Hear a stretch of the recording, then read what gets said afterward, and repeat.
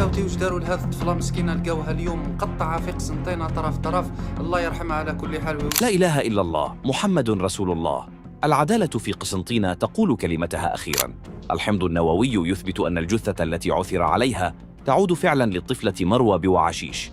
إن لله وإنا إليه راجعون. لكن الحكاية لا تبدأ هنا ولا تنتهي هنا.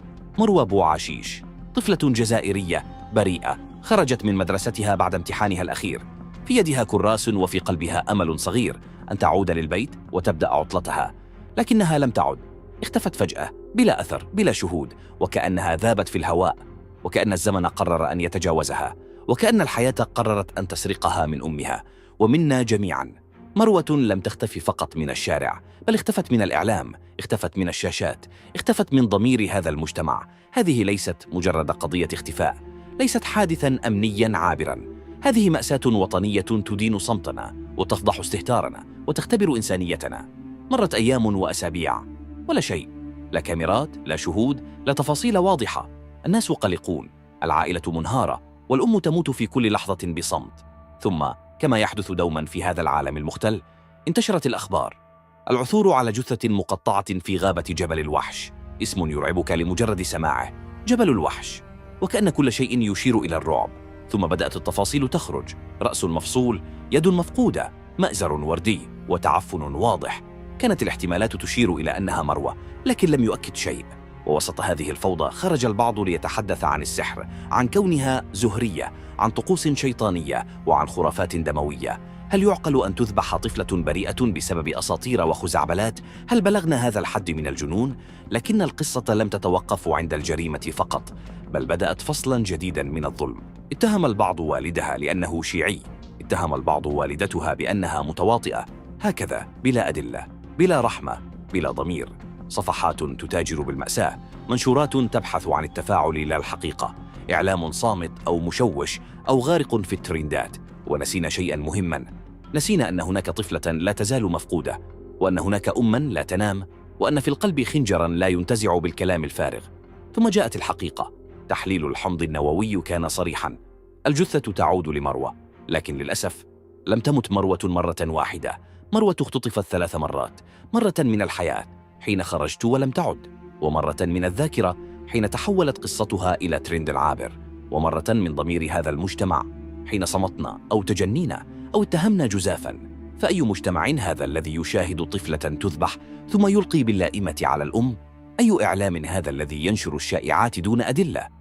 أي إنسان ذلك الذي يرى الألم ويستغله؟ مروة ليست مجرد اسم، هي سؤال مفتوح أمامنا جميعاً. هل نحن مجتمع يحمي أطفاله أم نتركهم يختفون ثم ننسى؟ إلى كل من نسي مروة، إلى كل من اتهم أهلها ظلماً، إلى كل من حول دمها إلى وسيلة لجمع الإعجابات، أنتم شركاء في هذه المأساة. إلى أم مروة، نعلم أن الكلام لا يعيد من غاب ولا يطفئ ناراً في القلب، لكننا نعدك ألا ننسى. لن نسمح أن تخطف مروة للمرة الرابعة بصمتنا. هذه ليست فقط قصتك، بل قصة وطن، وإذا لم نغير ما فينا فلن تكون مروة الأخيرة، ولن تغفر لنا خيانتنا للبراءة. رحمك الله يا مروة، رحمك الله. المأساة لا تنتهي فقط عندما تفقد حياة، المأساة الحقيقية تبدأ عندما تصبح الحياة نفسها بلا قيمة.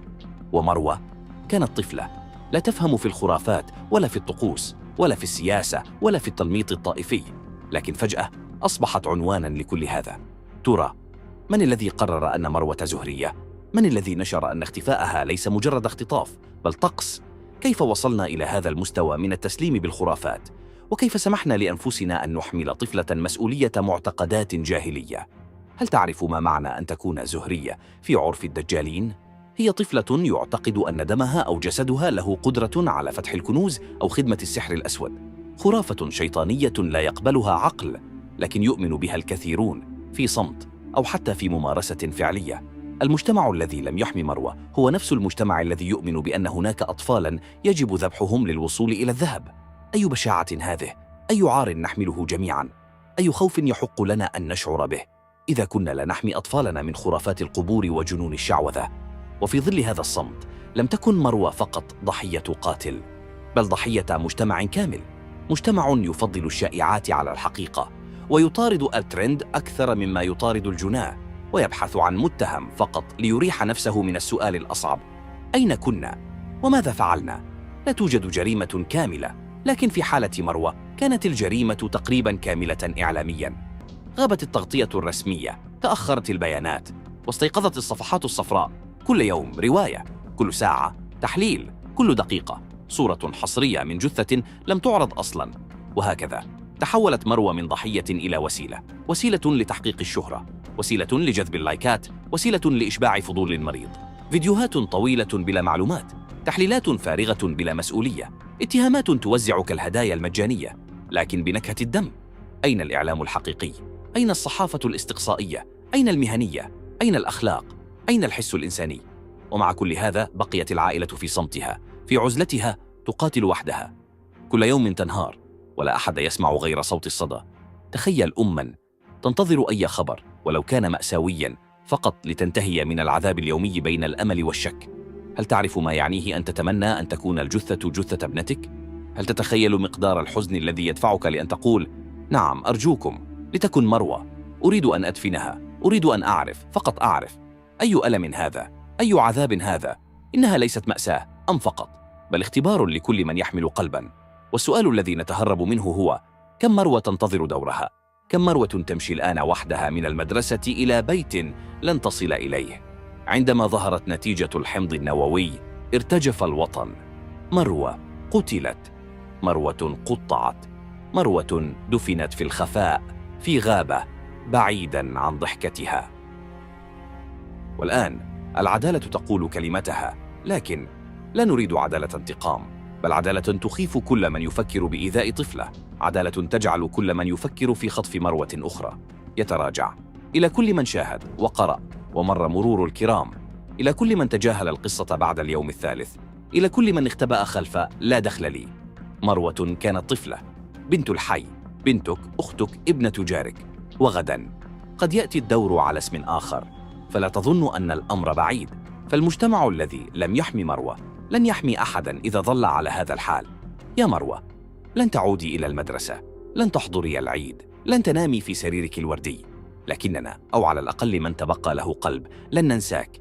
سنحمل قصتك في كل منشور مسؤول، في كل قانون يجب تغييره، في كل نقاش حول الطفولة، وفي كل لحظة نمنع فيها مأساة جديدة.